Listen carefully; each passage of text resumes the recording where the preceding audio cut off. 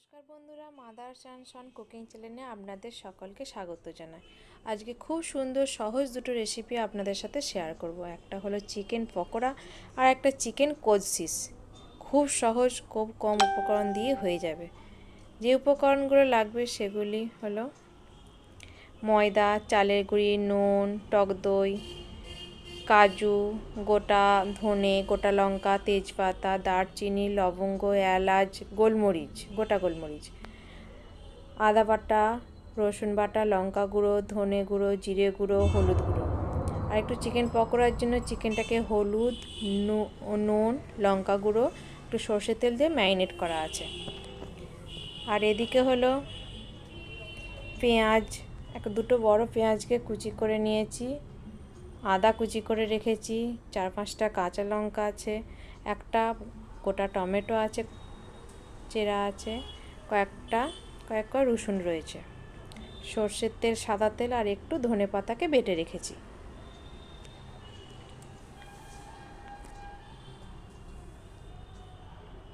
আর এদিকে আমি চিকেন কষিসের জন্য চিকেনটাকে আমি আধ ঘন্টা মতো ম্যারিনেট করে রেখেছি। চিকেন হলুদ গুঁড়ো, লঙ্কা গুঁড়ো আর একটু সর্ষের তেল দিয়ে ম্যারিনেট করা আছে। এখানে কড়াই আমার গরম হয়ে গেছে। চিকেন পকোড়াটা প্রথমে আমি করে নিই। চিকেন পকোড়ার মধ্যে আমি 1 চামচ ময়দা,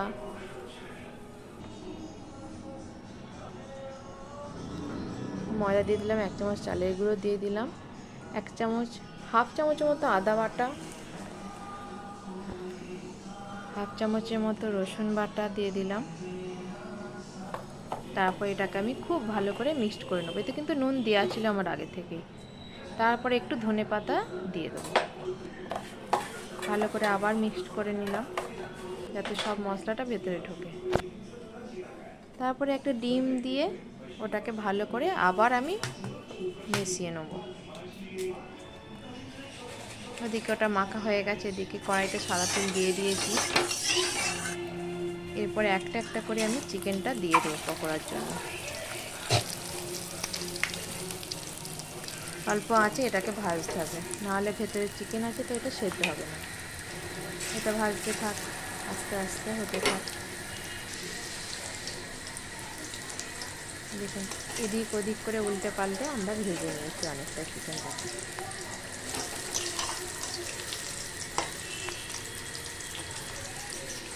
তারপর এদিকে আর একটা কড়াই বসিয়ে দিয়েছি, অল্প একটু সাদা তেল দিলাম, যে গোটা গরম মশলাগুলো রয়েছে সেগুলো সব দিয়ে দিলাম।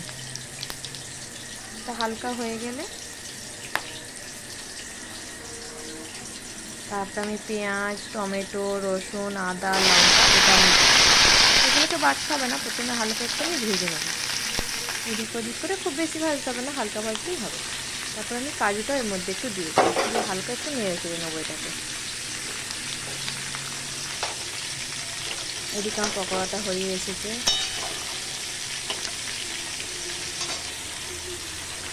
এটা আমার ছেলে খুব পছন্দ করে চিকেন পকোড়াটা। আমার পেঁয়াজ এদিকে ভাজা হয়ে গেছে, এদিকে পকোড়াটা হয়ে গেছে, তোলা হয়ে গেছে। তো এরপরে আমার যে ম্যারিনেট করা চিকেনটা ছিল চিকেন কষিসের জন্য, হলুদ গুঁড়ো, লঙ্কা গুঁড়ো, সর্ষের তেল দিয়ে মাখানো ছিল, সেটা আমি তেলের মধ্যে দিয়ে ভেজে নেবো আগে থাকতে। এই তেলের মধ্যে হয়ে যাবে, আরেক থেকে আলাদা তেল লাগবে না।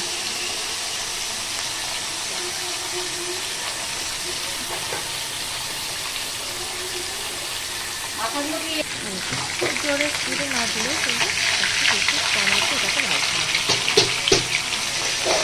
একবারে হয় না, সেই জন্য আমাকে দুবার ধরে এটাকে ভাজতে হবে, আর একবার হবে। দেখুন একবার ভাজা হয়ে গেছে, সেহেতু আর একবার আমি ভাজার জন্য দিয়ে দিয়েছি।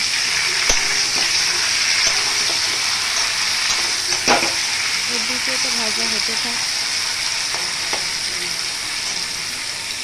আর অন্যদিকে যে মশলাটা আমি ভেজে রেখেছিলাম, পেঁয়াজ, আদা, রসুন, টমেটো, লঙ্কা, সমস্ত গোটা মশলা দিয়ে এটাকে আমি একটা পেস্ট বানিয়ে নেব।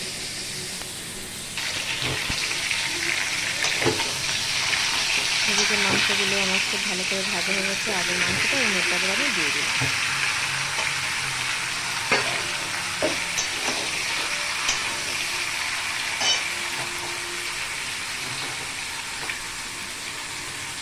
এবার সমস্ত যে পেস্টটা করে রেখেছিলাম সেই পেস্টটা এর মধ্যে দিয়ে দিলাম।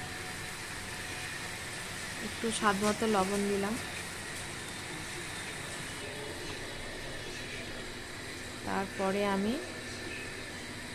মিক্সি ধোয়া যে জলটা ছিল ওটা আমি দিয়ে দিয়েছিলাম। একটু হলুদ গুঁড়ো দিলাম, লঙ্কা গুঁড়ো 1 চামচ লঙ্কা গুঁড়ো, জিরে গুঁড়ো দিলাম, তারপরে ধনে গুঁড়ো দিলাম, একটু ফ্যাটন ফেটিয়ে রেখেছিলাম, একটু টক দই দিলাম, পরিমাণ মতো দেবেন আপনারা। এটাতে আর জল লাগবে না।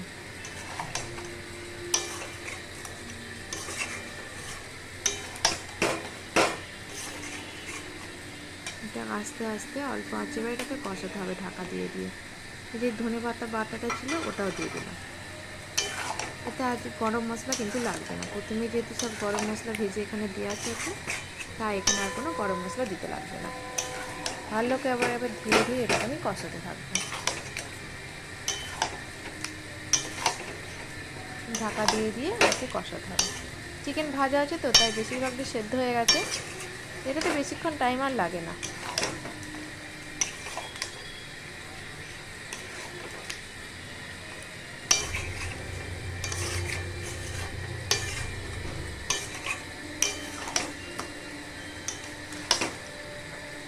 ধীরে ধীরে কম আঁচের মধ্যে আমাকে এটাকে কষাতে হবে।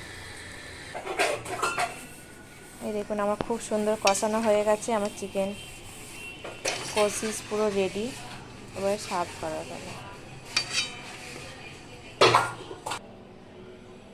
দেখুন আমি খুব সুন্দর করে সাজিয়েছি। তো যদি এই ভিডিওটা ভালো লাগে আপনাদের, লাইক, কমেন্ট এবং সাবস্ক্রাইব করে দেবেন আমার এই চ্যানেল।